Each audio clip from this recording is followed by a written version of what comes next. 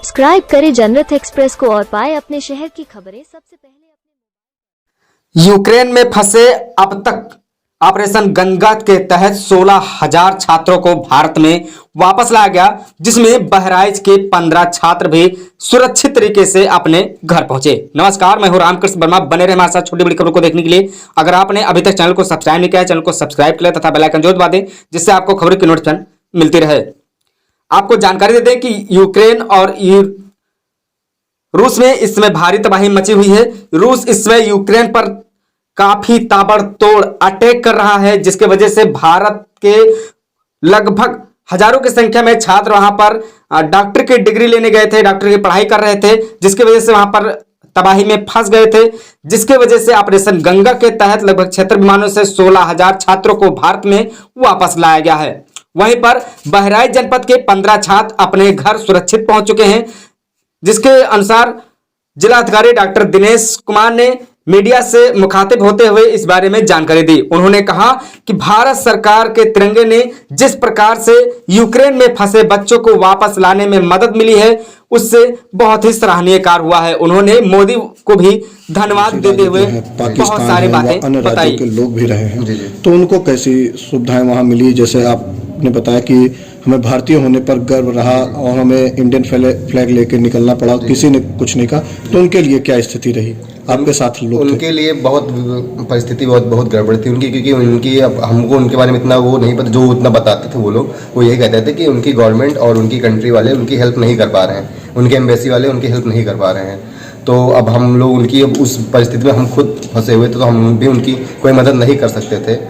लेकिन कुछ जैसे हमने भी न्यूज़ में देखा कि कुछ लोग इंडियन फ्लैग लेके पाकिस्तानी लोग निकल रहे हैं, कुछ ऐसा कर रहे हैं, बट वो लोग फंसे हुए थे, वो लोग नहीं निकल पा रहे थे वहाँ से, जो भी कंट्री के अदर कंट्री के थे।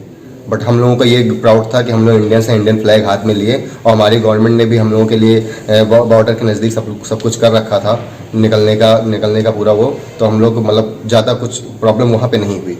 जो भी हुई, जब हम वहाँ पे थे, जब बॉम्बिंग सेलिंग हो रही थी, उसी टाइम हो रही थी हम लोगों को और हमारी फैमिली को प्रॉब्लम हो रही थी उस टाइम, और कुछ ऐसा हम लोगों को इतना फेस नहीं करना पड़ा। फकरपुर में रहता हूँ और मैं 4th ईयर का स्टूडेंट यूक्रेन में खार्किव में पढ़ता हूँ। आप लोग यूक्रेन में पढ़ाई कर रहे थे, किस? मैं वीएन यूनिवर्सिटी में पढ़ता हूँ, खार्किव में। अच्छा, तो अचानक वहाँ पर दो देशों के बीच युद्ध होता है, कैसी स्थिति आ जाती है और कैसे आप लोगों को बाहर निकाला जाता है? सर, जब वहाँ पे एक तो आपने न्यूज़ में देखा भी होगा नॉर्मली कि खार्किव में और कीव में बहुत ज़्यादा चल रहा था उस टाइम, सबसे ज़्यादा बॉम्बिंग और सेलिंग वहीं पे हो रही थी।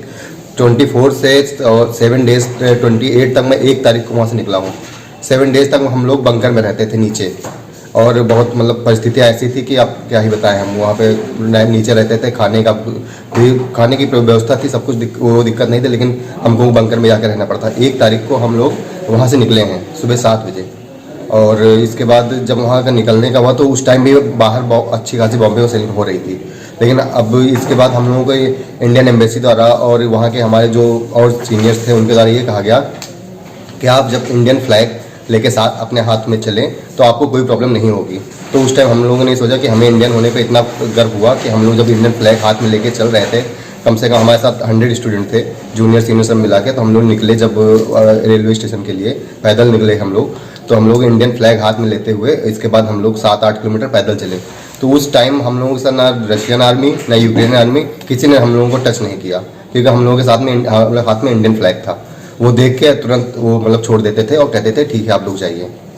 तो उस टाइम हम लोगों को बहुत प्राउड हुआ कि हम लोग इंडियन हैं। और उसी के साथ हम लोग देखते थे दूसरी कंट्री वाले, उन लोगों के निकलने में भी प्रॉब्लम हो रही थी। उनकी ना गवर्नमेंट ना एम्बेसी कोई इतनी मदद नहीं कर पा रही थी उनकी, वो लोग वहीं पे फंसे हुए थे। और हम लोग फिर किसी तरह से निकल के फिर वहाँ से अपने जब बॉर्डर पहुँचे हैं, पोलैंड बॉर्डर, फिर वहाँ जब हमने क्रॉस किया तो हमारी इंडियन गवर्नमेंट ने बहुत अच्छी फैसिलिटी हम लोगों के साथ प्रोवाइड की थी। वहाँ से हम लोगों की बस की सुविधा, खाने की सुविधा, प्लस रहने की सुविधा होटल में।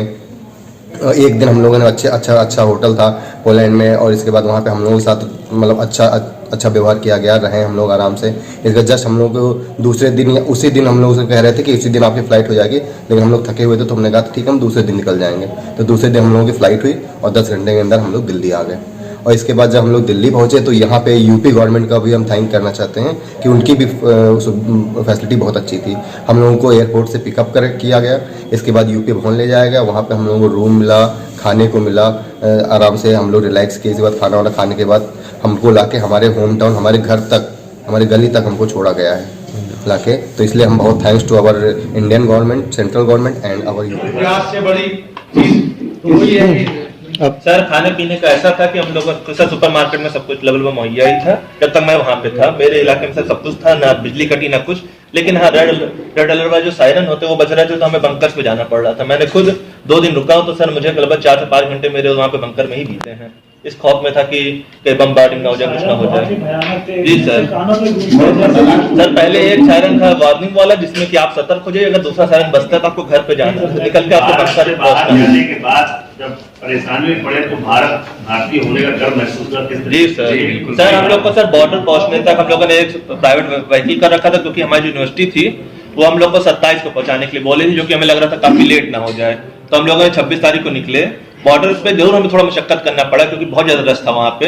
लेकिन एक बार हम लोगों ने बॉर्डर पार किया तो फिर हमें लगा कि सर भारतीय होने में नाज हुआ, क्योंकि सर हमें हर चीज वहाँ हर तरह की मुहैया कराई थी। आपको क्या चाहिए, आपको खाने को चाहिए, आपको शेल्टर चाहिए, आपको जो चाहिए आपको सब कुछ प्रोवाइड कराया जा रहा था। और हमसे इस चीज का कोई भी किसी तरह का चार्ज नहीं लिया गया।